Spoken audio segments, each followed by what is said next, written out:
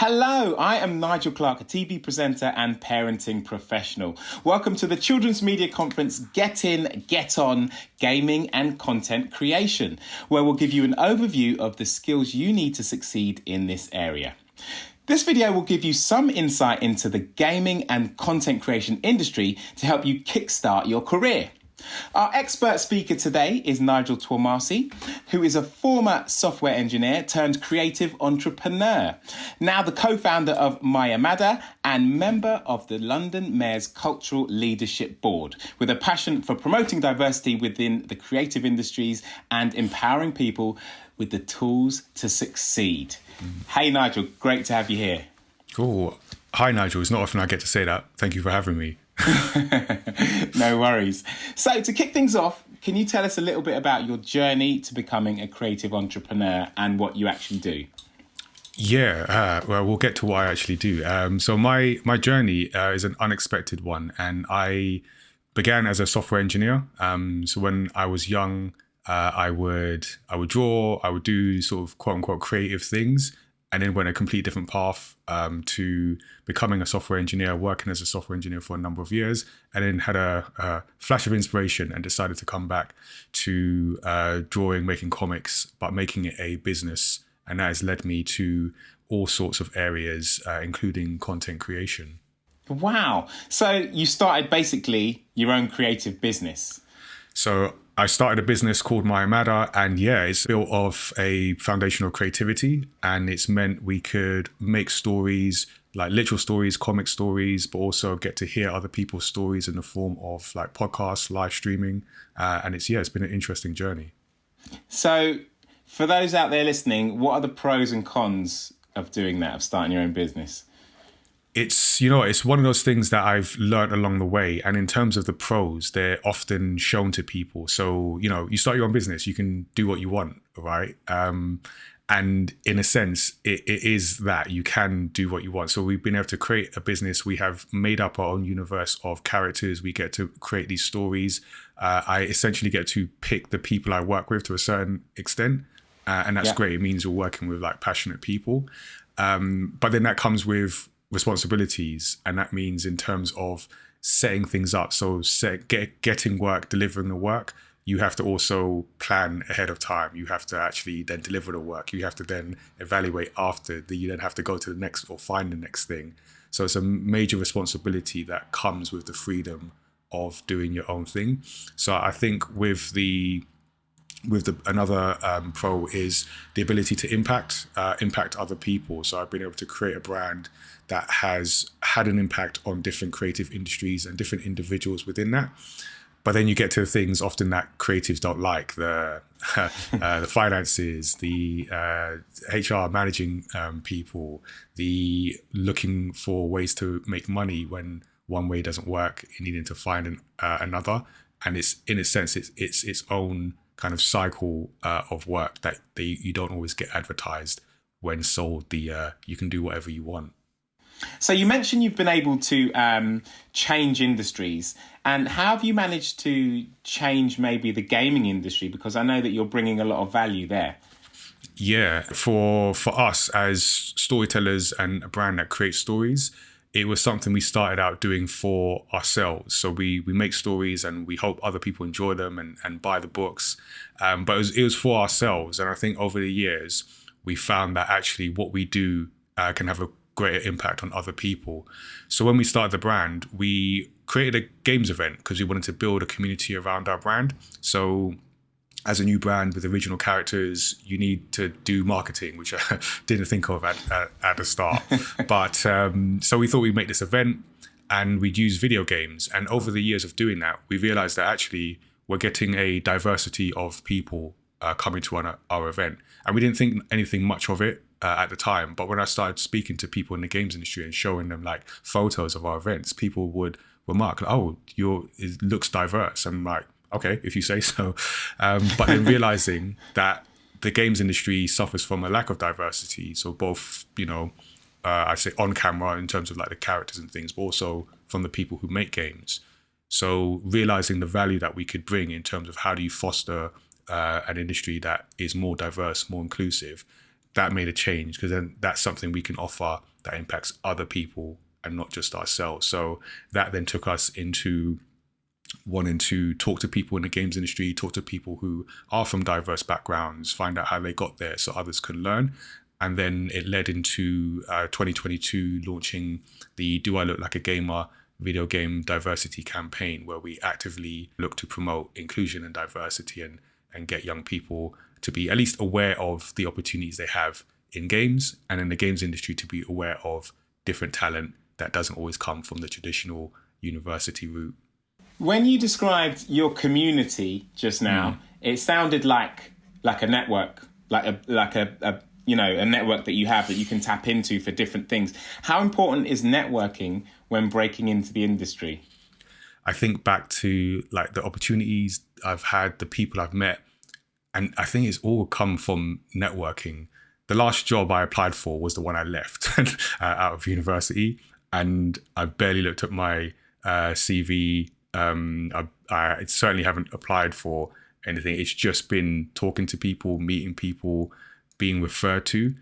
And I've come to learn that networking is what it's all about. And for me, when I look at it as like building relationships, like professional relationships, friendships as well, you look at it differently. So, and I say that as someone who is an introvert. So networking is not to the exclusion of people who are extroverted, but it really is about forming some kind of relationship. So the way I approach it is being able to connect with people on a personal level, because ultimately people will want to work with people they like in some form. I'm not saying you'll be best friends with everyone you're going to talk to, but at least some kind of positive response.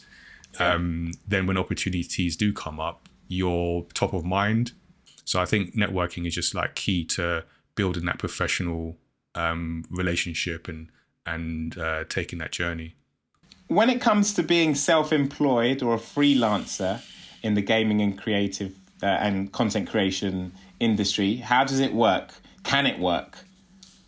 Yeah, I mean, it can definitely work. And I think there's many ways into the games industry. So when it comes to being self-employed, what you're essentially saying is you have a set of skills, to borrow a phrase, you have a certain set of skills, and you can offer them to companies, to teams, and get paid for that. So it's almost like being self-employed to do something that you enjoy. There is that, but that's only one part of it. And you have to also do all the other things that you might not have thought of. Invoicing. We've met a lot of young people who have never heard of an invoice, apparently. So it's that kind of situation where you've got there's a lot more you have to learn to just do the thing that you want to do. But again, it gives you the flexibility, right? So there are pros and cons to all those entry points.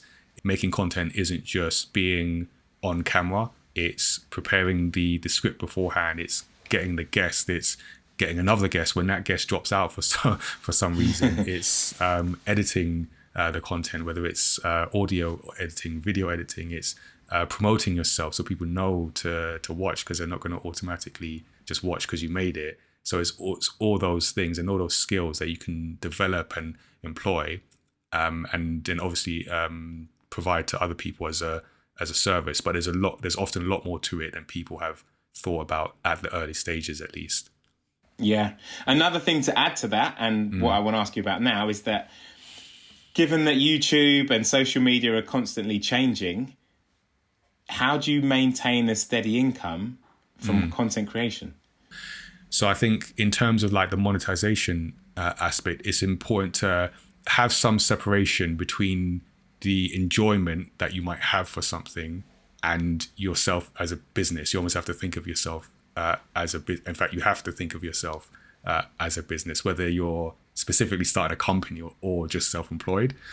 You're essentially looking to build an audience, because when it comes to content creation, you can monetize an audience because some form of advertising will come into play. So if it's YouTube, you're building an audience and you get to a certain level where you can then start getting ad revenue from your audience. But then off the back of that, once you've got an audience, you can then have different conversations with brands So brands might provide you with equipment, might provide you with products, but then you can also charge brands to access your audience, and you can start thinking about it like that. If you're a content creator, you think of yourself as a business. So yes, you enjoy doing the thing or some aspect of the thing. That's good. That should be there. That will take you through the difficult moments. But think of yourself as a business that has services that can be monetized and sold to other companies. So I think it's important to make that distinction. While you're doing all of that, because you've just given us loads and things that you've got to keep an eye on, how do you also stay on top of the trends? I would say once you've established like what type of content you want, think about what platform that fits onto, and then become, if not an expert on the platform, be aware of what's happening on that platform and how that might affect your content, whether it's like literally making or distributing, promoting a content, or how your audience responds to things or what they're expecting on the content. So I think to a certain extent, you have to become a user of the platform. Research and reading is always important, regardless of what you do. But in this case, there are many websites that will talk about like different trends that are coming for the year, or the things that have worked in the past year that you can learn from. And the other thing that's helped me is look at what other people are doing, and maybe you can learn from how they're applying the trends. And then the last thing I'd add on to that is you've got the trends within your niche, within your content creation, and then the sort of wider like technological trends like AI to be aware of, and thinking about how things that you might not necessarily have control over could impact your work or the way it's perceived as well. So I think that's important. It's all great advice. In summary, for those listening, can you give us your top tips for getting into this industry? The first one is always to show your work, don't tell. So it's that show, don't tell thing in storytelling, but it applies to making a career. So for a lot of people can get caught up in the not wanting to show anything until they feel it's perfect and ready to be shown. And I would say, do not do that. Do not spend any time doing that. The best thing for you to do is to show people what you can do as early as you can. So I talked about us, making comics and then starting this event. We started this event, our games event, in a furniture shop in West London. It was not an ideal situation at all. And I eventually got kicked out of the furniture shop. That's a whole story we don't have time to get into. But we started, and starting allowed us to be seen by people. So we got supported by Ubisoft because someone from Ubisoft came to the event. We got supported by Nintendo because someone had heard about us and put us in contact. And we eventually graduated into more purpose-built venues. But we started something so people could see it. And that's the best thing, is for people to see what you can do, with the knowledge that no one is perfect and you will get better as long as you keep doing it. So that's number one. Number two is to think about combining your creativity with structure. So wherever that structure can come from, if you're not to stereotype too much, but if you're a creative who just wants to do the creative things and feels like structure is the just the opposite of creativity, I would say that you need both. It's always a combination. So whether it's another person you need to work with, or within yourself, spend some time to think about how can you structure your day to get the best out of your content? How can you plan your content ahead of time? What tools are available? We use Notion for our kind of planning and coordination. What tools can you put in place to help you with that structure? Because that is going to be the best combination. Like too much of one or the other will lose. Too much creativity and you might not get the thing out that's going to get you paid. Too much structure and you might come up with something that's already been done because it fits the structure. But I think a good combination of both will take you far. And then the last one, how do you stand out to an audience? How do you stand out to a potential client you might sell your services to? If you can be super clear on what you offer, how you offer it, then that's going to give you confidence because you know yourself and you know what you offer. And that confidence will translate to a networking situation, when you're talking to people, to a potential client meeting, when you're trying to negotiate some kind of like working relationship, and it's going to be a benefit for you. So yeah, identify what you are, what the value you bring in terms of your skills and your qualities. That is great advice. 3 top tips there from Nigel. Thank you for being with us, Nigel. Cool. No, thank you for having me. And let me give some perspective. So hopefully it helps people. It definitely will. And thank you to everyone for watching how to get on in gaming and content creation. And good luck on starting your new career.